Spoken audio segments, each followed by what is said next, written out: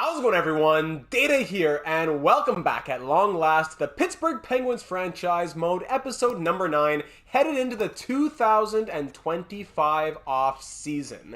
In the last one, we had an incredible run to the Stanley Cup Final. Round number 1, we took down the Blue Jackets in 6. Round number 2, we took down the Islanders in 5. Round number 3, the Eastern Conference Final, we had a 7-game thriller against the Lightning, a Game 7 shutout, I believe, by Mackenzie Blackwood to get us into the Stanley Cup Final. But in the Stanley Cup Final, we fell in 6 games to Connor McDavid and the Edmonton Oilers, who had only lost 2 games previously. In round number 1 for the Oilers, they lost 2 games to the Kings with Austin Matthews, who won the Art Ross, the Hart, the Ted Lindsay, the Maurice Richard, the Selke. Austin Matthews and that Kings team only beat Edmonton twice. They swept rounds 2 and 3, and then we beat them twice, thanks largely in part to Mackenzie Blackwood in the Stanley Cup Final, but ultimately fell in 6 games. McDavid had 45 points or something, over 20 goals, ridiculous.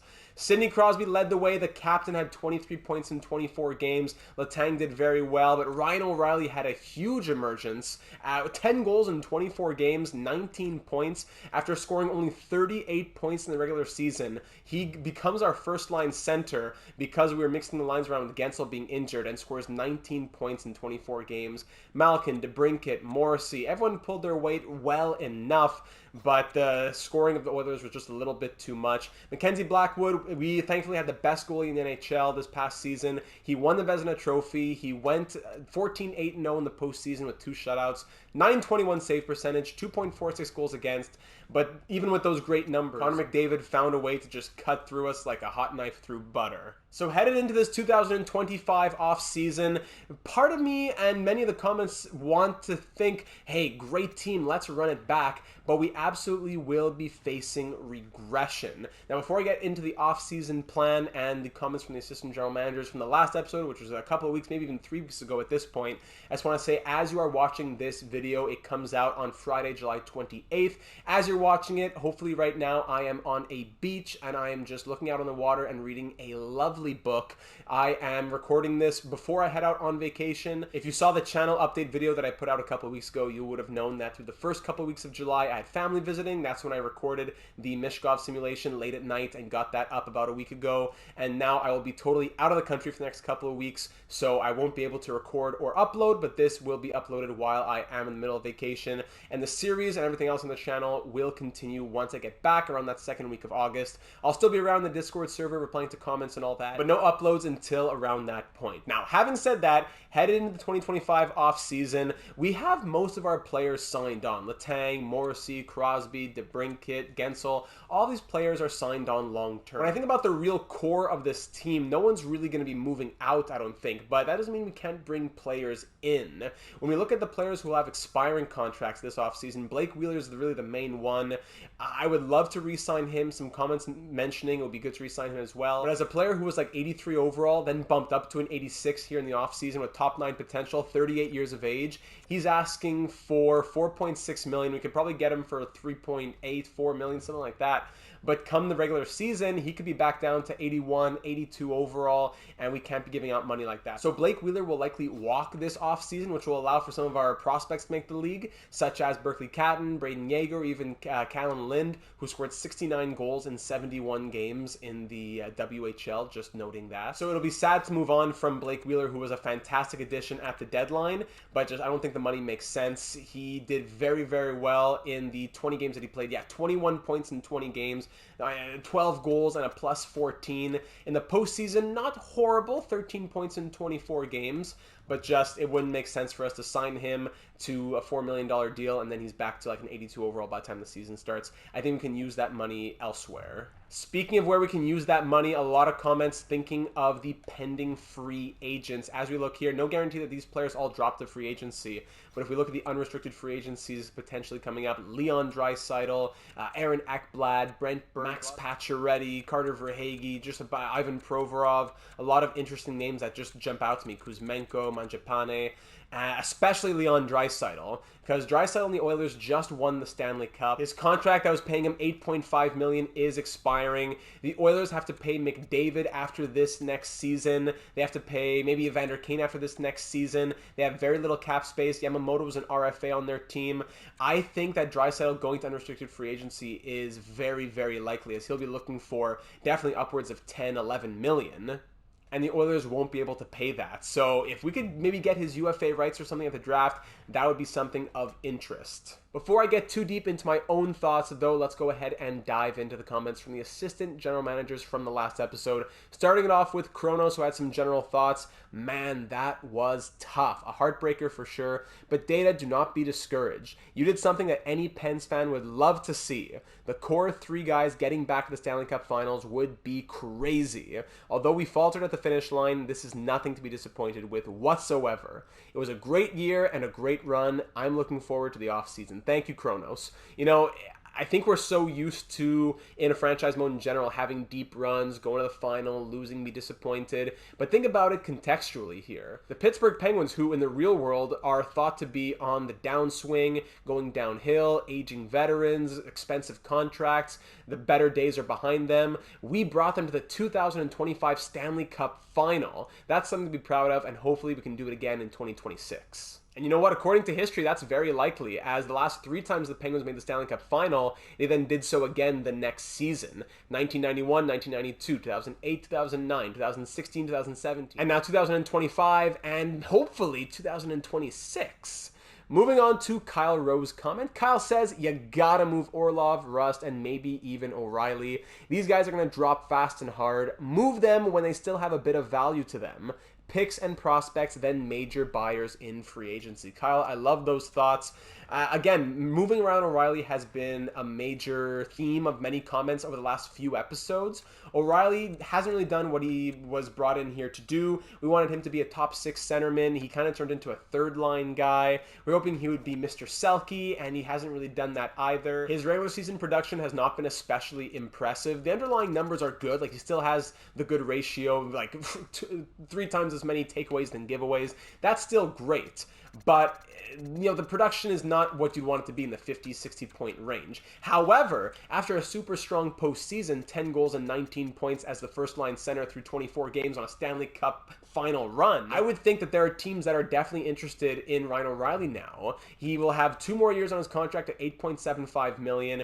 I bet there would be a team out there who would want to have him as a first or second-line centerman. So if we could find the right match, I'm not saying we're going to get a top 5 pick for Ryan O'Reilly, but I think we could actually get some value back for him, as opposed to if we moved him last year, we would have had to either buy him out or package him with picks and prospects just to get rid of his cap hit. Now, I'm not saying we get a ton of value, but I think there would be multiple teams in the league that are interested in acquiring him. The same could kind of be said for Dmitry Orlov. We brought him in to be a top 2 guy. Didn't do super well. We put him in the top 4. He did better, 42 points plus 25. Again, his value is at his highest. It may never be higher. We may see more regression, and then a year or 2 from now, it's impossible to move that contract, and it's, you know, it turns into a buyout or a package deal type of thing. Moving them now would hurt, but I do think that this is the best opportunity that we will get before it becomes too late to move those contracts. For Brian Rust, it's just not going to happen, as he has a full no movement clause, and I can't see him waiving it after a run to the Stanley Cup Final. But I can't say that Rust has been especially impressive in our tenure here in Pittsburgh either. The last 2 YouTube comments are especially long ones. I just want to skim through them quickly. Dan and Cheating Heel both left some big ones. Dan essentially echoing what I'd said about Ryan O'Reilly, or Rhino Riley. I never heard that one before. Rhino Riley. His playoff performance may have been enough to show the league that he has a bit of life left, just not in Pittsburgh. The return won't be much, but he has enough value to be a throw-in during some sort of other deal, right? Zucker and Hollander could be guys who move out as well, just so we can use the money elsewhere, get younger, and that can allow us to go after Leon Draisaitl if he drops to free agency. Some other thoughts on the draft as well that we'll get to when we hop into the draft itself. And an excellent video as always, Data. Let's have ourselves a great offseason and continue to build on the success we've had. Go, boom! Still saving that E for when we hoist the cup. Dan, a Caps fan, can't bring himself to say it just yet. As always, I reply to more of these thoughts in depth in the comments itself, but can't always get through the whole thing when in video. Same thinking for Cheating Heel's comment here, who leaves an absolute novel. Always love the involvement from Cheating Heel. Saying that even though O'Reilly did super well, he's still trending towards trading him, as we really need to get younger. That was another huge theme in the majority of the comments. We need to get younger. We've been burnt in the past by committing to players who were hot in the playoffs only to completely vanish afterwards. I feel like it's a big risk to take a chance and keep him. Plus, with his playoff run, as I mentioned earlier, surely some GMs would now be quite happy to take him off our hands,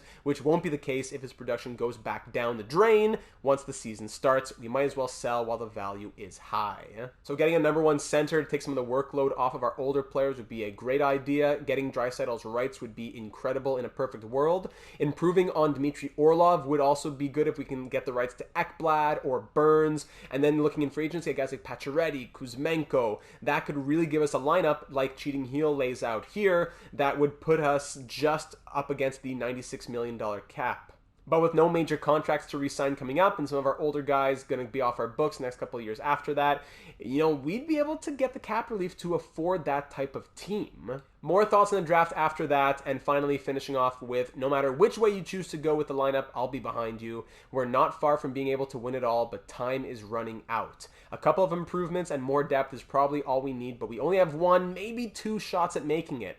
Let's make it count. Go Pens. Thank you, Cheating Heel. So very much appreciated. The final comment will come from over in the Discord server, as Eichel Tower said, great run data, so close, but a great and entertaining ride nonetheless. Here's my 2 cents. Do not trade up for the created players. This is the year in this draft where we have the 5 created players. Those were created by the top 5 finishers in our fantasy hockey league on the Discord server. So Eichel Tower is saying here, do not trade up for them. In my opinion, having their stats so unrealistic in some areas or size, etc., it would be fun, but it might be an unfair advantage towards the sim, and we want to keep it as realistic as possible when we win. Next point after that, don't trade up in general. It just wouldn't be realistic to have an aging core and then go on a full push for a cup, then out of nowhere, we package assets to try and get a high draft pick. It goes against the realism in my opinion. I agree. I'll pause it there just for a second. I do agree 100%. It wouldn't make sense if we take our core guys and try to move it for a top 5 pick and get a young guy after we just went on a cup run.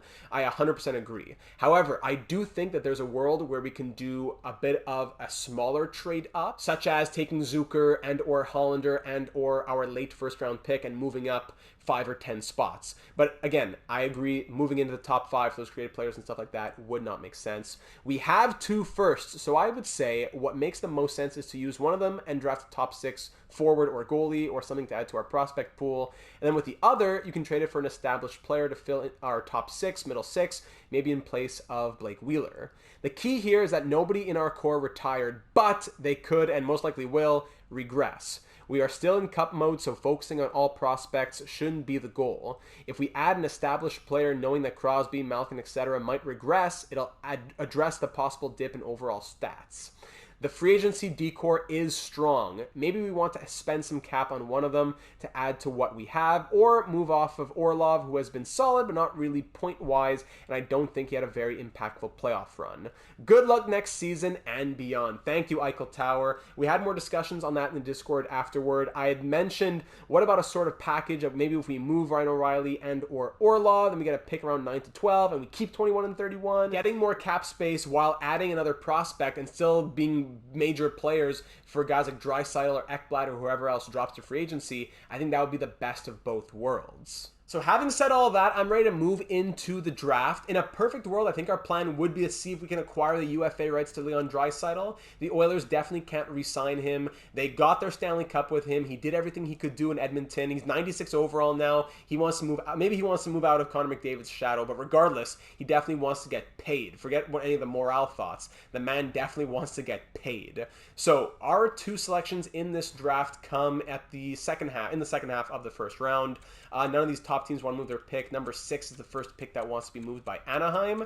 We pick at 21 and 31. Those are our 2 selections in this first round, and there are definitely some good players that we want to look at acquiring. If we look at the draft class, we see the created players. Charlie Ray Jamson, Pat's created players. Tiny Stolars Jr., Red Boys created player, etc., etc. Milan Mahalik Jr., Sean Avery. And then my own created players, I finished 5th in the league, Miles Edward O'Brien. If you know, you know, the high starter goaltender. So we're not going to be trading up for any of these guys, absolutely. But I did see that picks 6 and 9 were up for grabs. At 6, it could be a guy like the created Sean Avery. It could be Sergei Zharkov. It could be any of these medium top 6 forwards, or maybe even the medium elite offensive defenseman. Zane Jaspers, 2 years away. Braden DiMaio. A+ shooting, 17 years old, 6'3" centerman. Woo, that could be interesting. Braden DiMaio. That could be very good for our prospect pool. He's going at 10, maybe we get him at 9. But let's take care of what we got to take care of first. And I'll just send the first overall pick just to reset the clock. Detroit goes ahead and selects Charlie Ray Jamson, the medium franchise defensive defenseman, 6'9", 284 pounds. Ridiculous stats. As you can see, that's Pat's created player.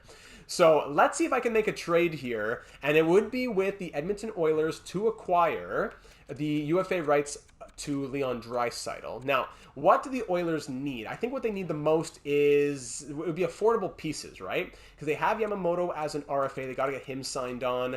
I don't think they have many other expiring deals, really. Really just depth guys that are expiring, eh? Like Novak and CC. Most of their core is still signed on here. They're still going to have Nurse, Nuge, Hyman, Bouchard, Holloway. All these guys are signed on for 3, 4, 5, 6 years. So they need guys who they can afford. They need affordable talent. Just the rights to Draisaitl are pretty expensive. So if I want to get the rights to Leon Draisaitl, would you be interested in saying maybe Dmitry Orlov? Okay, they do want Orlov. O'Reilly, they don't want him, so I'm not going to force him on Edmonton. But they are interested in Dmitry Orlov. Orlov, what's up with their defense here in Edmonton? Because they're going to be moving on from CC, and they'll still have Nurse, Bouchard, Benning, Forboard, Bro. So it makes sense. Yeah, that makes perfect sense to get a guy like Dmitry Orlov for just 1 year as well. Gives him a little bit of control and maneuverability. Now, would you be interested in a guy like Jason Zucker or maybe a Philip Hollander? They're not interested in Zucker, but they are interested in Hollander. So Orlov and Hollander to the Oilers in exchange for the UFA rights to Leon Draisaitl. It's not even guaranteed that we sign him, but I'm willing to give him the 12, 13 million that we have to give him. We saw what he did to us in the postseason. He got his Stanley Cup. He's at 96 overall. He can be the heir to Sidney Crosby. He can play on the wing if he has to. He's the future here in Pittsburgh with the other prospects that we have in the system like Jaeger and anyone else who we draft today. 90 points this past season, 34 points in 20 games in the postseason. Can he do it without McDavid? I think he can. So I think this deal makes a lot of sense for the Oilers. They get Hollander, a good young player, and an affordable AAV. And they also get Orlov for 1 season at $6.65 million for their top 4. A bit more money than they want to spend probably, but in this economy, when the defensemen are asking for way more than the forwards, I think it's what they can expect to pay for a player of his skill level.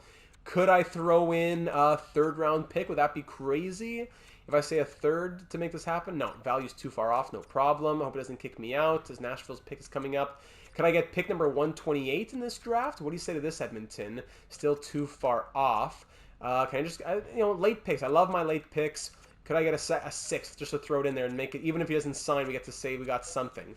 All right, last chance. Can we just throw a 7th in there before I do it straight? But of course, the clock didn't even hit 0. But it kicks us out. Stolars Jr. going to the Predators. Red Boys created player, 82 overall offensive defenseman, 5'8". Both he and Jamson were playing on the Calgary Hitmen in the WHL. Let me get that trade back, of course. Let's just try it straight up this time. The UFA rights to Leon Draisaitl. You're going to lose him anyways. In exchange for 1 year of Orlov at $6.65 million, 1 year of Hollander at $1.2. He has good potential as well to be a long-term piece in Edmonton. He's been good here. Hollander's been all right. I'd like to see him as a 3rd liner this past year, 28 points in 75 games. Postseason, though, 3 goals, 4 points, -6. He did not show up. So, Hollander, I'll give you a chance to spread your wings in Edmonton because there's just not enough room here in Pittsburgh. What do you say, Edmonton? Okay! Trade accepted! No need to add any picks on our side. That's what I like to see. On behalf of the Edmonton Oilers organization, I accept your trade offer. We'll see you out on the ice. All right, the UFA rights to Leon Draisaitl now here in Pittsburgh. We can take care of that after the draft. Now, the Ryan O'Reilly trade, the potential of a Ryan O'Reilly trade. This is what I've been thinking about Ryan O'Reilly. First things first, you got to find a team that's interested in him.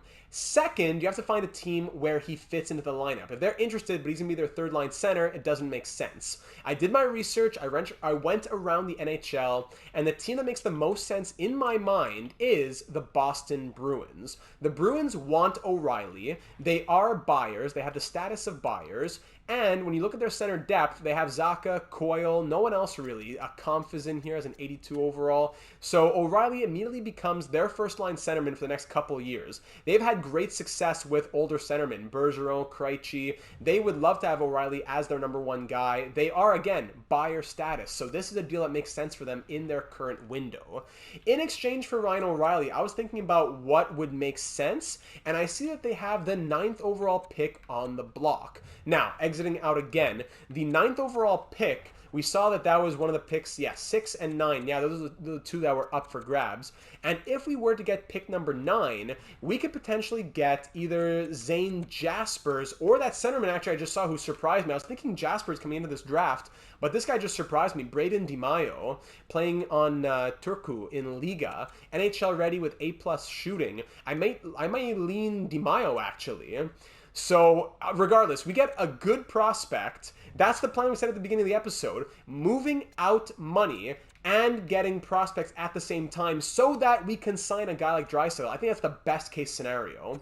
So the Flyers go ahead and select Michael Misa, 79 overall, medium elite. So that would be a really best case scenario. Would the Bruins want to do this deal if we add enough value to it? Because right now the value still is in their favor, plus they're over the salary cap. I was thinking about who could go back the other way. Maybe we throw in a defenseman for them, because if we think that the next year's defense is Morrissey, Letang, Zadorov, and I don't know, let's say that's our top 3 guaranteed. We have Pickering and Cormier who want to make their way into the NHL. 1, 2, 3, 4, 5, 6, 7, 8 guys. 8 guys for 6 spots. We got to move out at least 1, if not 2. So I was thinking Jared McIsaac could be interesting because he's going to be a UFA. He's going to be wanting probably $1.5 million. I bet he walks. What if we package P.O. Joseph, who's an expiring RFA? Who knows what he's going to want as well? And Ty Smith. Our defense next year becomes Morrissey, Letang, Zadorov, Smith in the top 4, with Pickering and Cormier on the third pair, / maybe we can have some money to sign a guy like Ekblad or whoever else who's out there. I think that would be an interesting idea here. Would the Bruins have more skaters than they can manage? Maybe they don't want both these guys.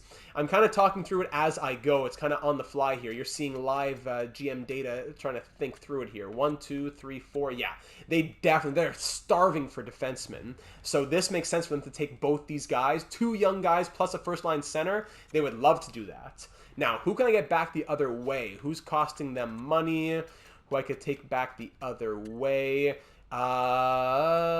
Marchand, Taylor Hall, $6 million. So obviously he's an expiring UFA as well. We can get the UFA rights to Taylor Hall, and instead of having a guy like Pacioretty or Kuzmenko as third line left wing, maybe Taylor Hall becomes our new third line left wing. 4-star puck skills and shooting. Not the greatest year there in Boston. 46 points. Yikes. Playing a lot of ice time as well, so that's a bit concerning. But I'd be willing to take a chance on the UFA rights to Taylor Hall. No one else here really stands out to me. Marchand maybe, but I don't think the Bruins would let him walk. So Taylor Hall and the 9th overall pick in exchange for Ryan O'Reilly, your new first-line center, and 2 young defensemen who we could use. I'm not saying I want to get rid of them, but it makes sense for Boston to want them. Plus, I guess O'Reilly does come with a little bit of risk, so adding a bit more of a guarantee in 2 young defensemen makes it worth their while. Boston, what do you say about this? Okay! Trade accepted! On behalf of the Boston Bruins organization, I accept your trade offer. We'll see you out on the ice. Ryan O'Reilly, P.O. Joseph, and Jared McIsaac, good luck in Boston. We now hold the 9th overall pick and the UFA rights to Leon Draisaitl and Taylor Hall. I'm getting mixed up with all these names now. Wow. How about that for the start of the draft through 3-4 picks? Already going on. Already a lot of moves going on there. Wow. Okay, so let's start simming towards our selection now at number 9. Milan Mahalik Jr. goes number 5 to Winnipeg. The Ducks select Sean Avery at number 6. Dallas selects Zarkov at number 7. Kings take this guy Forsman at number 8. Okay, so that leaves us with both those guys available. Jaspers and even Holmquist and then DiMaio. Matthias Holmstrom was slated to go 8th. He is 3 years away, and, you know, B's and C's. This guy DiMaio is really impressing, though. A's everywhere. This tells me that his overall is not just probably like a 77. And we're talking like 78, 79, maybe even 80 overall for this guy. At 17 years of age, Jaspers would be great. Medium elite defenseman in the system. I love it. A- shooting. But I don't know. We have some young defensemen, and we don't really have anyone in the center spot aside from Jaeger. Lind, I think, is listed as a centerman, but I don't think he has the center attributes. Is that the case? I really wouldn't mind having another centerman in our system. So I think the selection here is Braden DiMaio. Maybe you're thinking it has to be Jaspers. Maybe you're thinking I'm crazy here. But the power forward's always also speaking to me. The guy's 6'3". I think we got to do it. I'm going to head up to the podium. Good evening, everyone. Congratulations to the Edmonton Oilers on their Stanley Cup championship. We made it a good series. With the 9th overall selection in the 2025 NHL entry draft, the Pittsburgh Penguins are proud to select from Turku of Liga, Braden DiMaio. Welcome to Pittsburgh Bello. You are 79 overall. Let's go. That's what we've been looking for. That's the type of prospect that we want in this system with 4.5-star shooting. Okay. 3-star defense, 77 faceoffs already as a centerman, 17 years of age with 4.5-star shooting, 79 overall, already a depth forward with medium top 6 potential, off the rush superstar ability as well. Yes! This has been a best case scenario draft so far. DiMaio at number 9, the UFA rights to Draisaitl and Hall, and we move out Ryan O'Reilly, P.O. Joseph, Jared McIsaac, and we still hang on to our 2 first-round picks that we originally had at 21 and 31. Wow. Wow, wow, wow. What a start, ladies and gentlemen. So I think from here, let's see a few more picks. Zane Jaspers. Keep thinking Jane. Zane Jaspers goes to San Jose. Crazy X factors. That's great. Offensive defenseman. He looks good. I'm sure he'll be great. But DiMaio just too tempting right there. Holmquist also going to Colorado. He was going to go 8th. He goes, what, 11th? He's okay. He's okay. Doesn't really stand out as much, though. Devils get this guy. Thalberger, who's a 79 overall. Wow. Adams, who's a 77. Woo, good overalls here. Beagle, who's a 73. Capitals get Renberg, who's a medium top 4D. This pick here with the Hurricanes is the last pick that a team is willing to trade until our pick at 21. Do we want to think about anything here at 17? I was thinking about Braden Franco at one point. He was interesting, but I think getting DiMaio makes it that we don't need to really trade up. Getting O'Brien would be interesting as a creative player. As this guy's an 83 overall goaltender out of the draft at 17 years of age. But I gotta say, we have the young Joel Blomqvist in the system with low elite potential. I don't think it would make sense to dump a homegrown prospect and get a 17-year-old as the new backup goalie right away. So I would love to have one of those creative players in our system or on our team someday, but I'm not sure if it would make as much sense to draft him. So I'm going to go ahead and jump to our selection at pick number 21 and see who's available by then. At 21, we see O'Brien goes to the Blue Jackets. Ooh, we'll be facing him a lot in the Metropolitan. Salo, Franco, Renberg going there. So now we have the pick number 21. The question is, do we make the pick here at 21 or do we look to trade back? A lot of these guys, this guy Kubos is the last top 6 player, 3 years away. The rest are top 9 until this prospect here, Sasha Ab of the Penguins of Dell in Germany. A+ shooting, 1 year away. This is definitely a guy that I had my eye on as well. I think Sasha Ab would be a fantastic selection at this point. A good late first round pick. So I think I'd be looking to trade back actually. Let's recoup some picks. And let's swap picks with the Rangers. The Rangers want to move their selection. So let's swap picks, New York. And let me see if I can get a 6th or a 7th out of you. And I'll give you 21 in exchange for 25. So here's 21. They don't really want it, but they are looking to move their picks. So let's see if we can get a 5th round pick out of New York to move down 4 spots. No, quite close to fair value. Okay. Can I get a 6th and a 7th from you in exchange for moving up 4 spots? No. Just the 6th? No. Why would you, right? In the real world, you have to be giving a 3rd and a 4th or even late seconds and stuff like that. But no. Why would it make any sense? 2 7ths. How about that? Rejected. 1 7th. Rejected. What? 1 7th? Can I get a 7th in 2026? That's my last offer. A 7th in 2026? Goodbye. That's ridiculous. That is really ridiculous. What about Vancouver? Even though Vancouver doesn't want to trade their pick, would they be more interested in making a trade with me? Maybe if they're interested in my selection? That's crazy.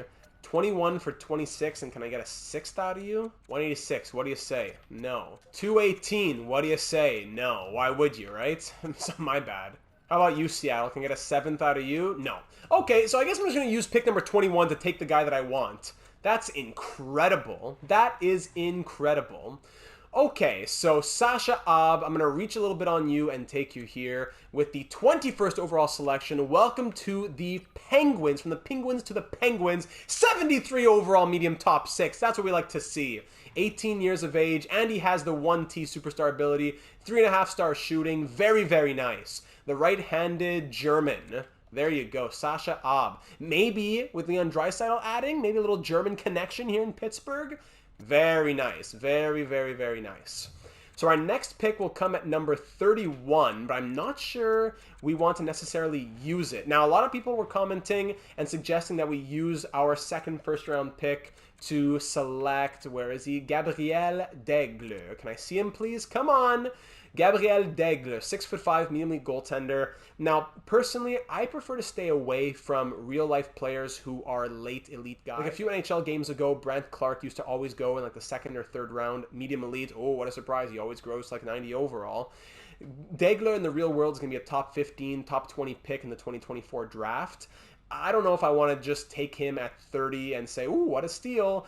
And when, and so many other franchise modes are doing that as well. I see it in my Discord server. I see it in other people's series on YouTube, and that's fine. No problem at all with that. But just my own personal things, I usually like to keep it different than other people's series and try to keep it unique to my own style. So I think I'm going to pass on Daigle, although it would be amazing to get a medium league goalie who's 2 years away. I'm going to say let's commit to Blackwood, to Blomqvist, to Gauthier, to Lindbergh, at least for now. And other medium league guys that we'll get in the 5th round, 6th round of other drafts, those guys will be our future goaltenders. So I'll pass on Daigle.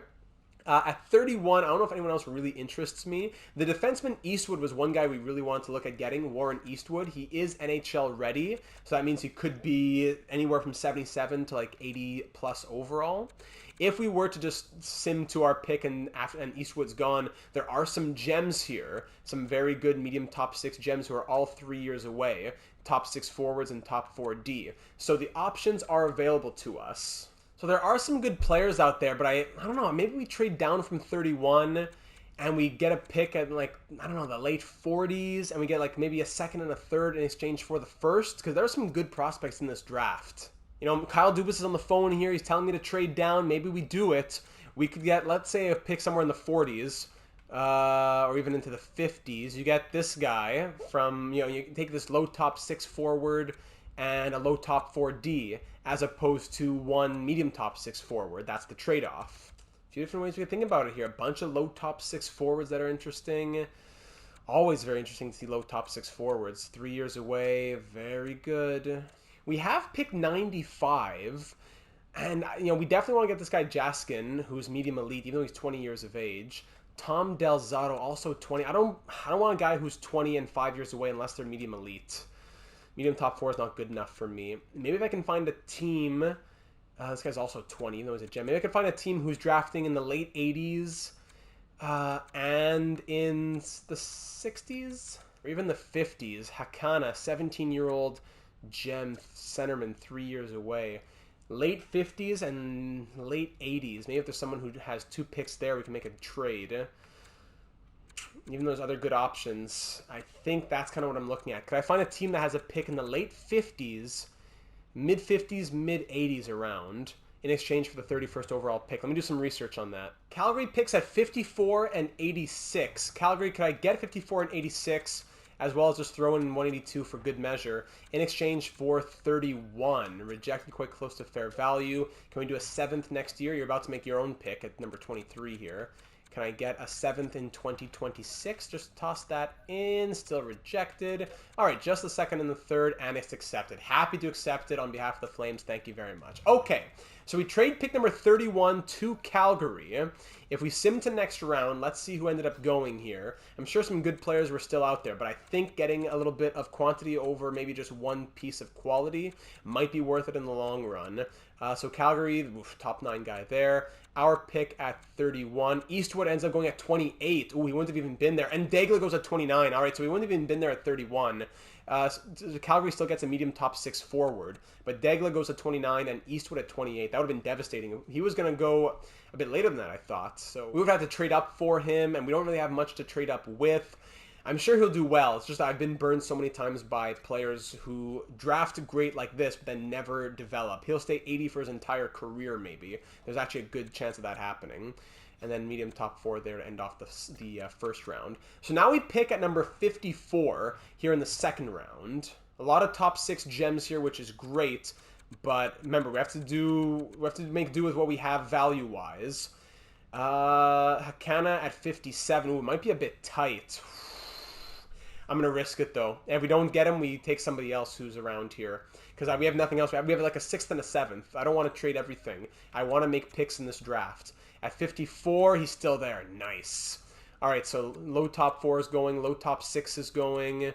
Low top 6. Yeah, some of those guys that we had seen before. These top 6s here at the start of the round. Nothing crazy. Still low 60 overall type of guys. So with the 54th overall pick, we'll go ahead and take the Finnish centerman. He's actually, yeah, okay. He was still here for a little bit. I was looking at the scouting rank, not the central scouting rank. My apologies. So Juha Hakana from Liga, another player from Liga, 6'3", 17-year-old. We're getting some size in this draft. He is a 62 overall, low top 6 forward at number 54. I like that very much. Also a gem. Very, very good. Two-way forward in the system. Next pick comes at number 86. Can we guarantee that we'll get our guy at 86? Jaskin's probably going at 86. Risky. Maybe we swap 7ths like next year with a team if we can just trade up a couple. Like let's say the Blue Jackets here who got what's his name? O'Brien. How about I give you 86 and my 7th next year in exchange for 84 and your 7th next year. You have a bunch of 7ths. No, I want to have my 7th next year as well. You never know who might be out there. 7th in next year's draft. Trade accepted. All right, beautiful. Thank you very much. I will go ahead and do that just to kind of guarantee a little bit more that my guy will be there at number 84. And he is very nice. Don't want to risk it. So with the 84th overall selection, we'll take this guy. Medium elite, even though he's 20 years of age, that's value that you just can't pass up on. Igor Jaskin from the KHL, I presume.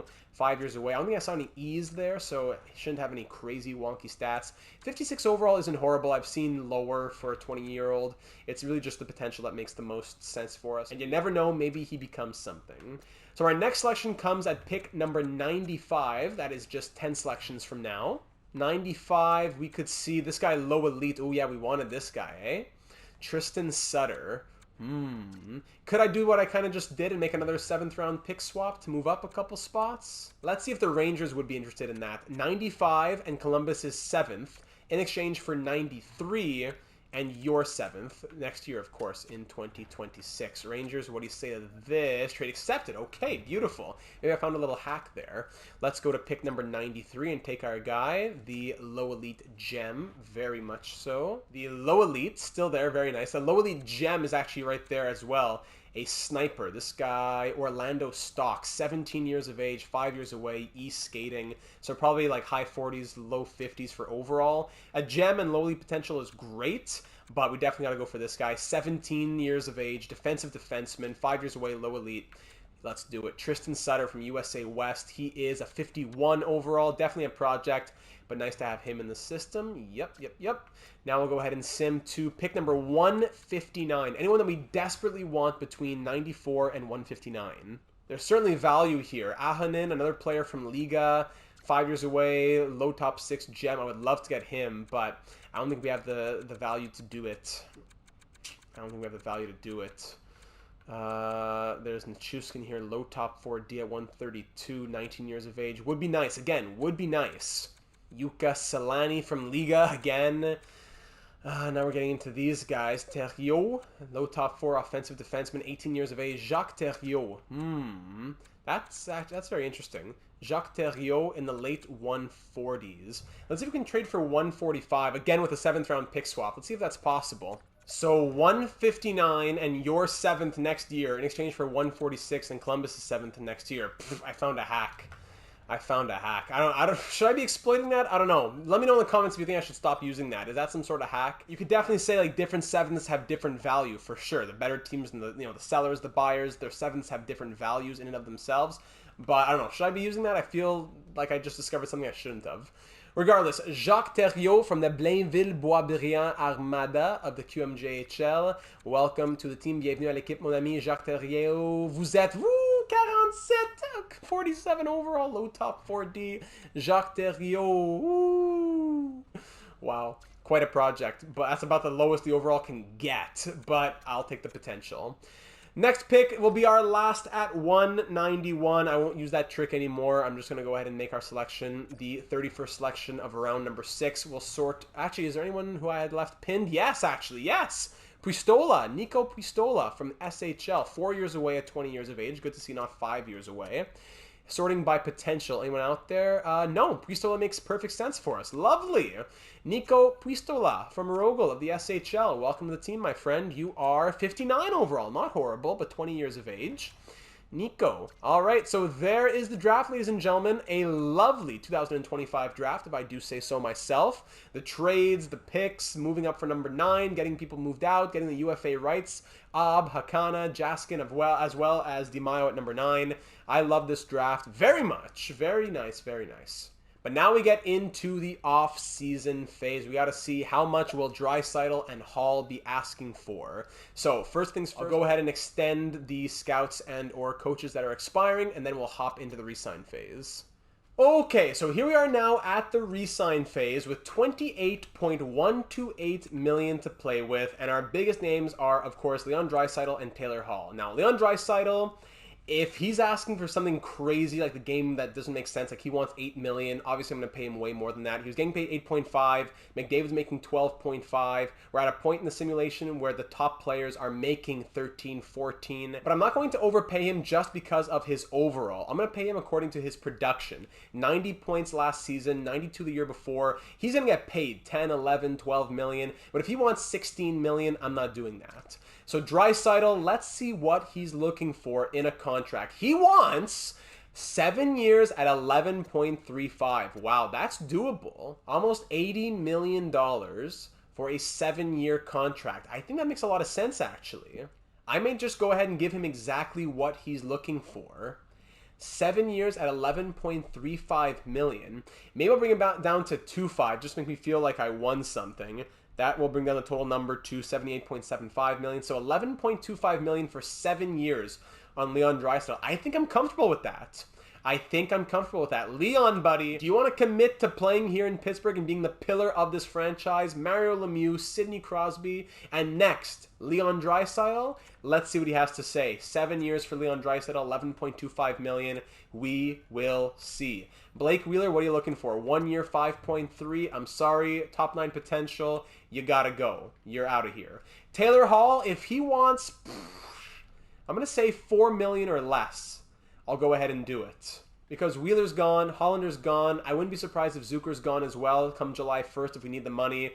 Taylor Hall, buddy, what are you looking for? You want 5.2. Just the question is, where are you playing? Forwards, sorting by overall and just looking at the main roster. If we have 1, 2, 3, 4, 5, 6 right there, Russ becomes a third liner with Zucker and Lundstrom. In the fourth line, Engvall, Smith, Kepke. But then we also have Catton, Jaeger, Lind who want to make the team as well. You would think Zucker's probably out of here. Kepke could be 13th forward. DiMaio's even out here, 79 overall, but I don't think we're going to sign him this next season. Yeah, I think Hall works at that dollar for being a top, a middle 6 guy. But I don't want to commit to 3 years on him. That's what I don't want to do. Taylor Hall, it's going to have to be a prove it to me type of year, buddy. I'm sorry you've been bouncing around the league so much. It's going to have to be a prove it to me contract. When the money is so tight and I don't want to commit to being, we want to get younger, right? I'm not saying Taylor Hall is a dinosaur just yet at 33, but a 3-year contract would be a bit too much for him. So 1 year, 85% is 4.22. So I would give you 1 year at 4.5, buddy. 1 year at 4.5. Let's see what you have to say about that. 1 year, 4.5. All right, back to all expiring here. Looking at everyone in the system. So Draisaitl and Hall get their contract offers. Nate Smith absolutely needs a contract. He was a great fourth-line centerman for us. 9 goals, 17 points, plus 12 on the year. In the postseason, 9 points in 24 games, plus 12. He was clutch. He was a truck as well. 6 foot, 4-star physical. He was a monster out there in the slow sim. So Smith, buddy, I would love to have you back as fourth-line center. I'm gonna do 2 years on you. You impressed me. Let's do 2 years on him. 1.475, 85% is 1.25. So 1.275 if you want it. Let's see what he has to say about that. Worst case, we qualify him and do it later. Yager, I'm going to have to sign him just to league minimum or whatever. Oh, he wants a 2. Whoa, he wants a 1. We're going to come back to Yager. Just that I want him. I don't want him being on other teams. That's the only thing, but I'm not going to pay him crazy money. Cormier, I want you in the NHL this next season. I'm going to pay you, 3 years as an RFA. Can I do 4 years even? No, 3 years. So I'm going to give you a max 3-year, 2-way deal. 3 years at $975K for 3 years. Keep you as an RFA even.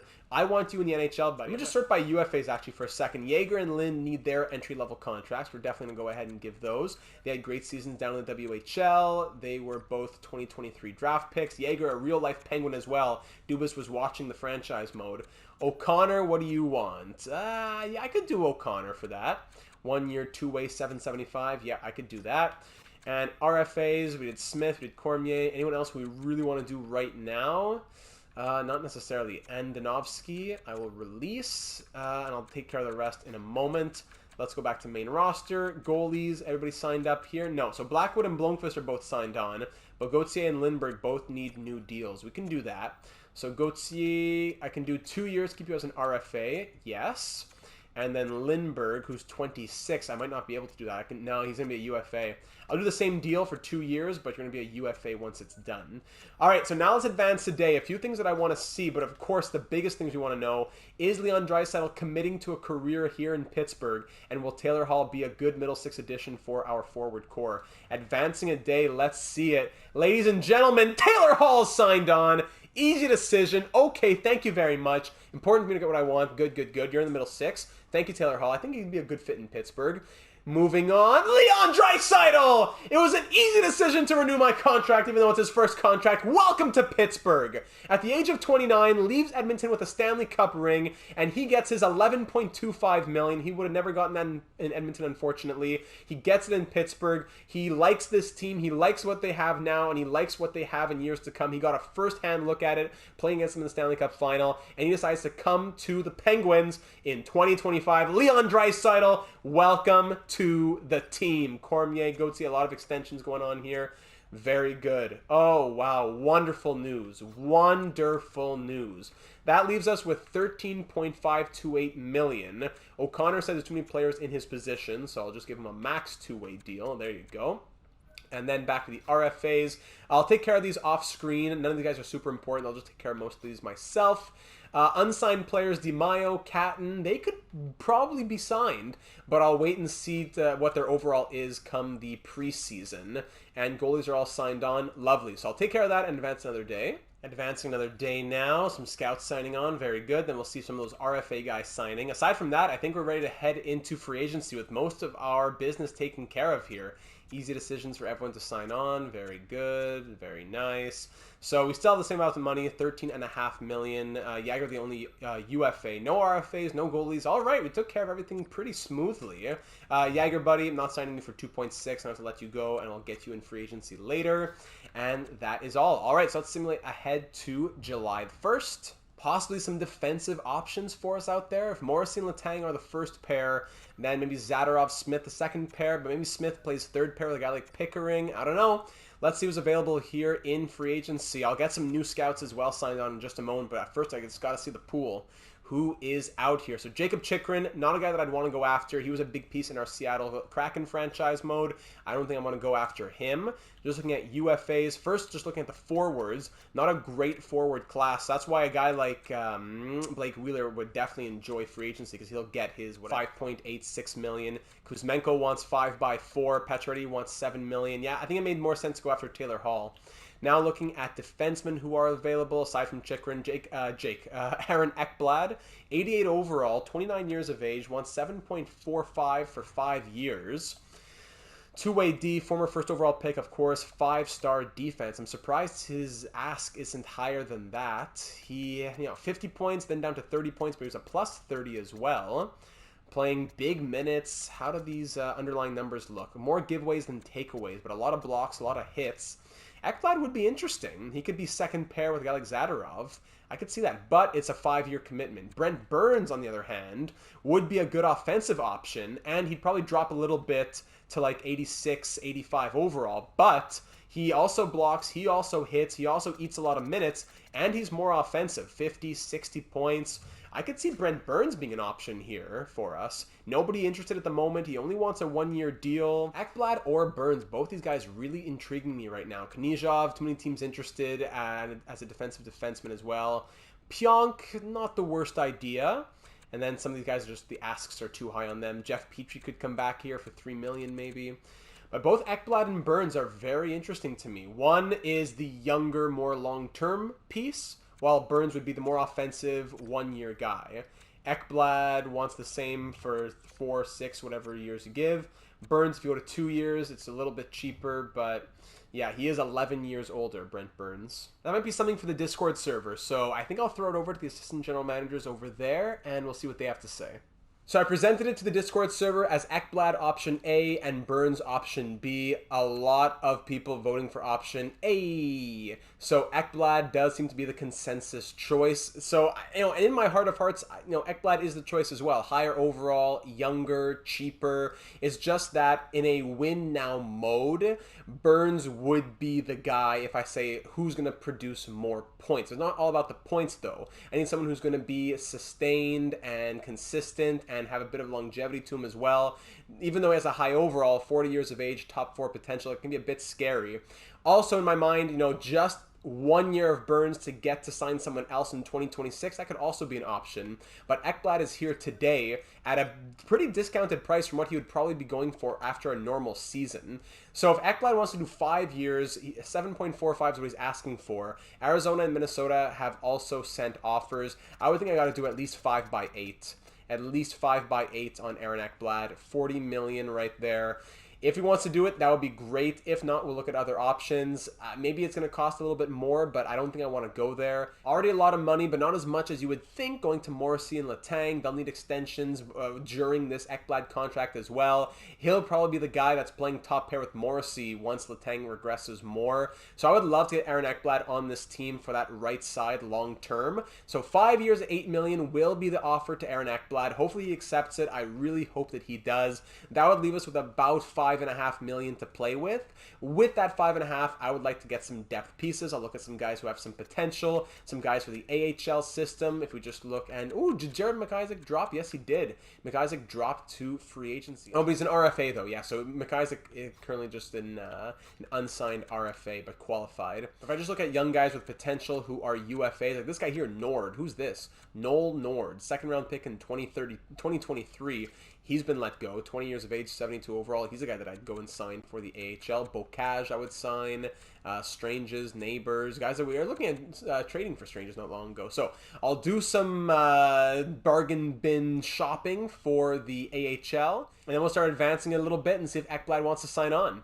So advancing a few days now, cross all your fingers, cross all your toes. We sent out, I think, 7 or 8 different contracts. So a few scouts signing on, which is very good.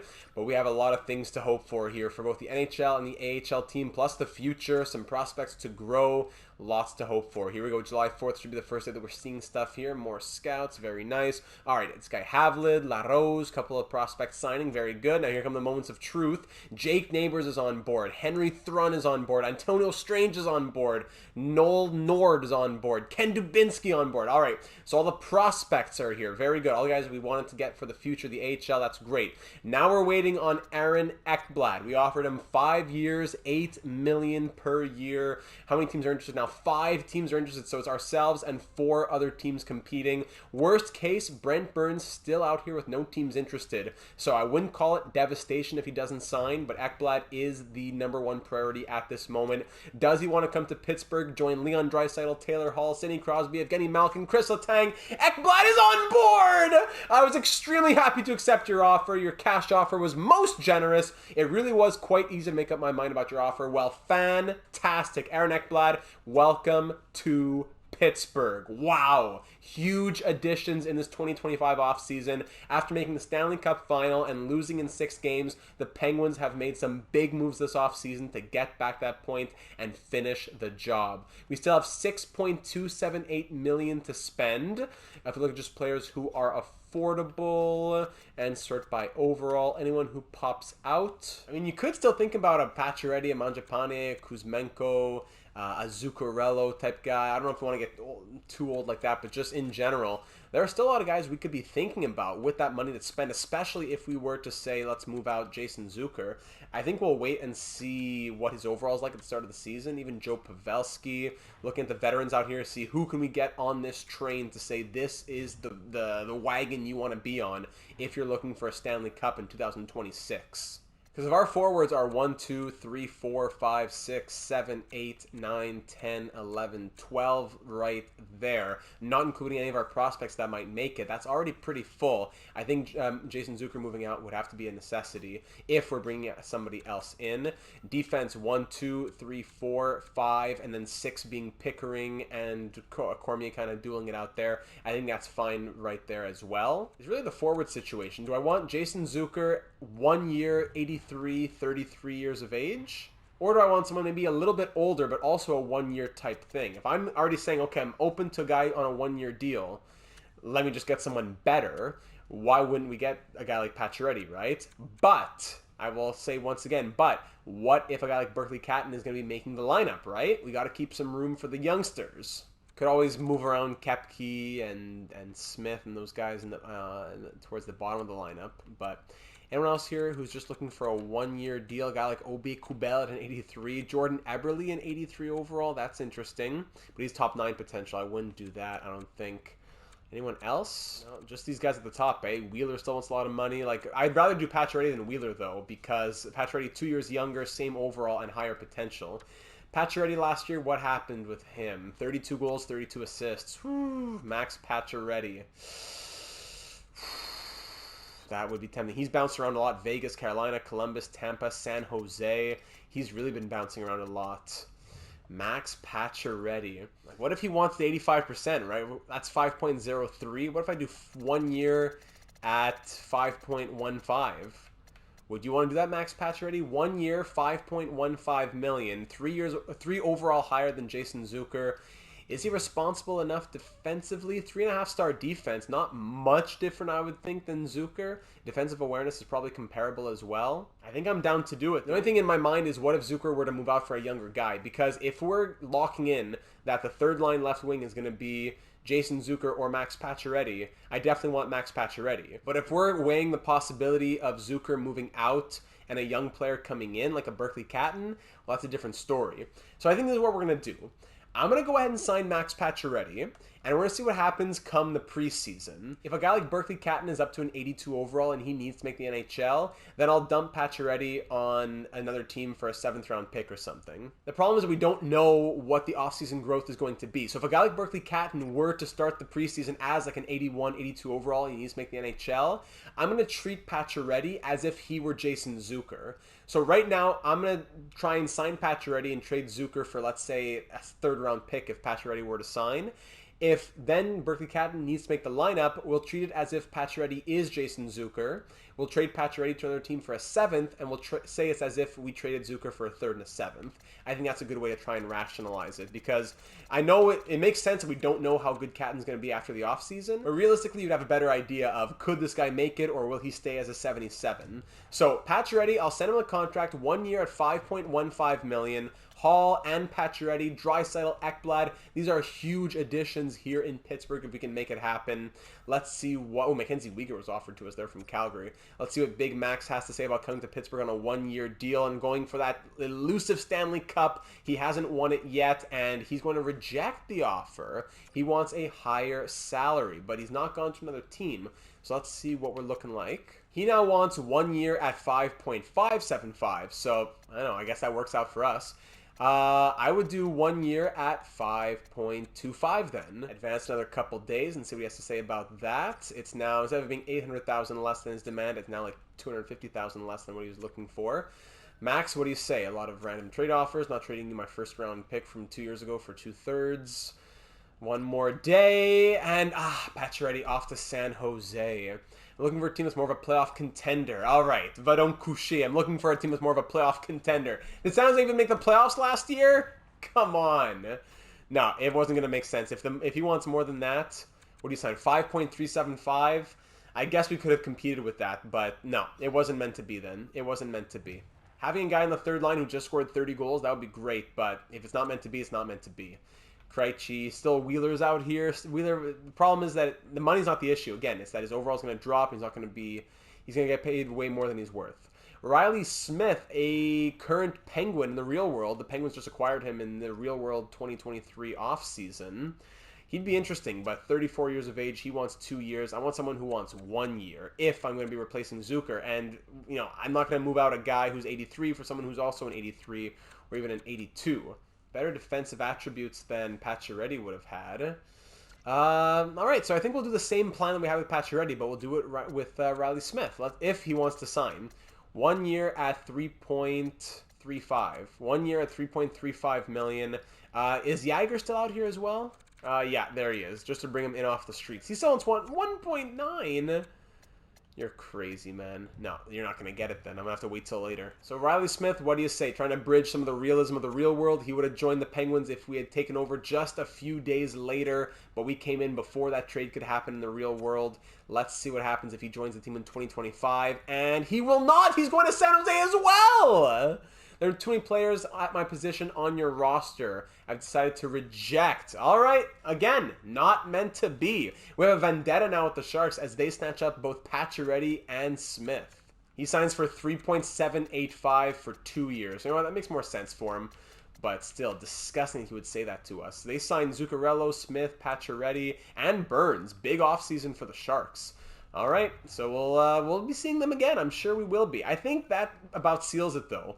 If it's meant to be, it's meant to be, and Jason Zucker may have another year of life here in Pittsburgh unless some of the youth wants to push him out. Wheeler is still calling my name, but it's a bit too expensive. Same for guys like Eberle, Kessel, but that potential is going to bring them down even lower in overall by the time the season starts. So I think we're just going to simulate the beginning of the preseason at this point and see what kind of offseason growth we have. So let's eat well, train well, and I'll see you all in September.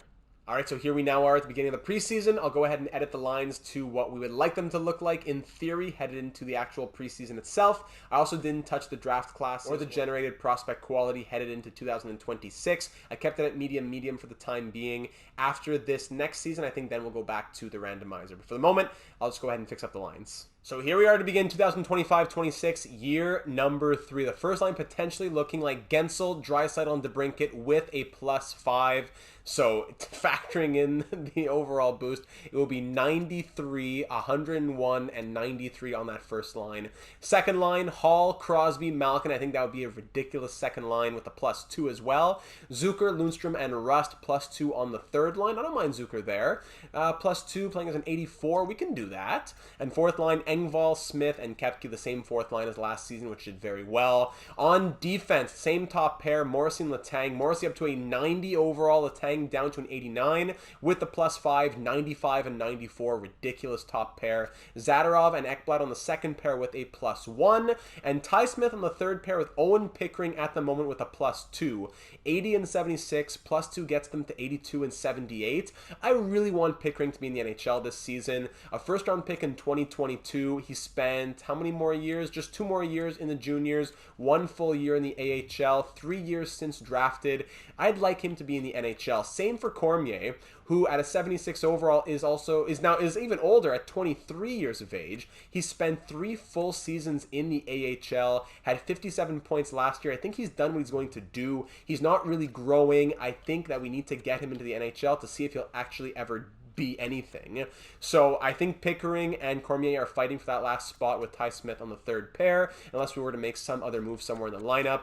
Blackwood and Blomqvist are both 84 overall. I don't really get that. Blackwood was incredible statistic-wise. Blackwood had an incredible regular and postseason. He won the Vezina and the Jennings. Blomqvist also won the Jennings, but his season wasn't quite as good. They're both listed as starting goaltenders, Blomqvist with the low elite potential. So hey, I'm not going to complain about 284. It's just I thought Blackwood would be a little bit higher. So we saw Cormier as 7th D, Fonstad's at 13th forward at the moment. Down in the AHL, if you're curious, this is how the lines shape up at the moment. Jaeger's here as a 76 overall, Jake Neighbors at a 78, Strange is 78, Callan Lind is at a 72. On defense, nothing too crazy at the moment. And then goaltending, both Gauthier and Lindbergh are 75 overall. So that's how we're looking at the moment. What I'm really curious to see is Berkeley Catton. If he's like an 80 overall, I'm still not totally certain if we'd call him up just yet. He wouldn't be eligible for the AHL, so it's NHL or juniors for Berkeley Catton. He was a 77 in June. We didn't sign Pacioretty, we didn't sign Smith. Let's see if he had some off-season growth, and whoa! Whoa! 82 overall. Berkeley Catton at 19 years of age, the 9th overall pick in 2024. I just realized we had back-to-back 9th overall picks in 2024 and 2025. He has 5-star puck skills with a 96 passing, 99 discipline, only 1.5-star physical, but send it, tape to tape, third eye, ankle breaker, all alone, puck on a string, incredible puck skills.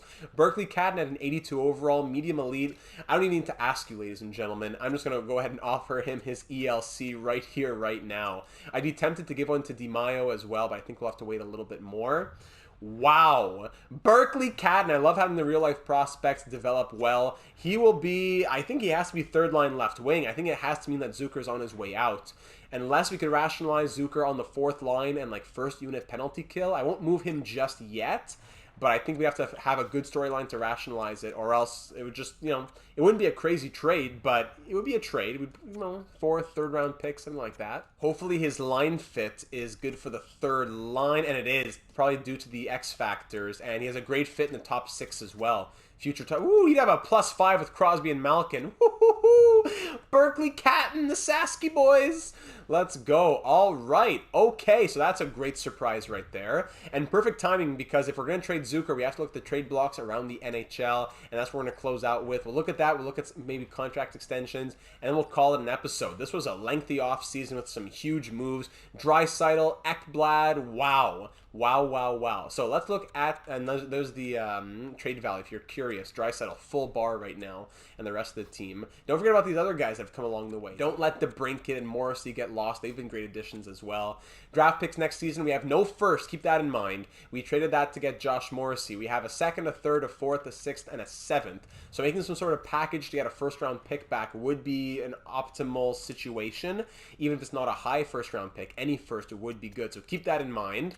If we're looking at players on the trade block and sorting by overall, Zellweger, Danielson, Gaucher, Lheureux, a lot of prospects here in Anaheim.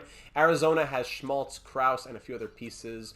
Boston, just some prospects. Buffalo, Ostlund, Roseyan, Hanzik, some prospects there as well. Some like Ostlund that we've mentioned in previous episodes. Calgary, Otto Stenberg, shout out to him. He's been a big piece of the channel ever since the draft in the Real Life 2023 draft live stream. Lizotte, Sundqvist, Lemieux, Stastny there in Carolina. Chicago, Seth Jones and Tony DeAngelo on lengthy deals. Brock Nelson on a 1-year deal. Stevenson, Duclair, Domi, Lindell, Rodriguez, Olofsson, lots of NHL capable pieces. Avalanche, nobody. Blue Jackets, mostly prospects there.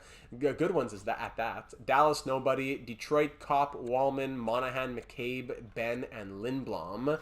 All with 1 to 3 years left on their deals. Prospects in Edmonton, Florida prospects, Los Angeles prospects, Minnesota, Brodin, Klingberg, Goligoski, Spurgeon, and a few other pieces there. Okay, tough deal for JVR. Pesci, Trouba, Larson, Gustafsson, and Schmaltz in Schultz, in Montreal. Lauzon in Nashville, prospect in New Jersey, prospects for the Islanders, prospects for the Rangers. Senators have Shabbat on the block, as well as Christian Dvorak, Rickard Rakell, Tyson Barrie. Wow, a lot of good names there. The Flyers have Lawton, Ellis, and Kulikov. Erik Karlsson on the block in San Jose, 2 more years on his deal. Burns, of course. I didn't even click in my head that Burns returns to San Jose, and he's already on the block. Nudivara and Nemeth also there. Seattle, Bailey and other pieces. St. Louis, Verana, Novak, Toffoli, a few other pieces there. Tampa Bay prospects. Toronto, Verhaeghe, who just got signed. Tavares, Krejci, who just got signed.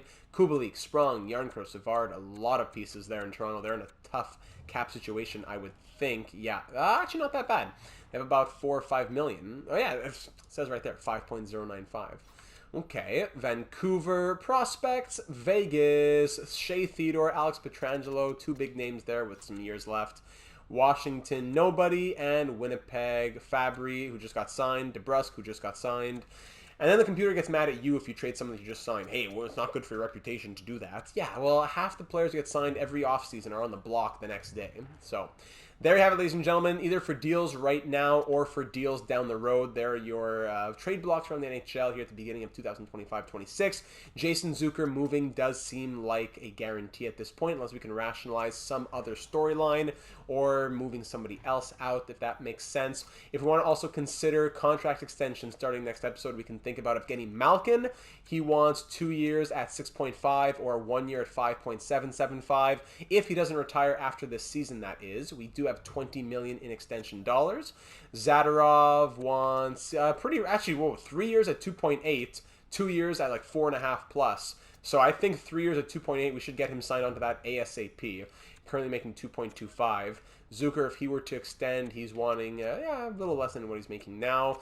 Lundstrom, who we got off waivers last season, is now in our NHL team as a third-line centerman. Should we try to get him signed on long-term now? It doesn't have to be for the cheese amount of 8 years or $1 million, but should we try to do a 2 or 3 year deal for maybe $1.5 million? Could think about that. Pierre Engvall's been a fourth liner for us. He wants probably a bit too much. And finally, Ty Smith wants 1.4. Yeah, we could definitely do 2 years at 1.3 something for Ty Smith.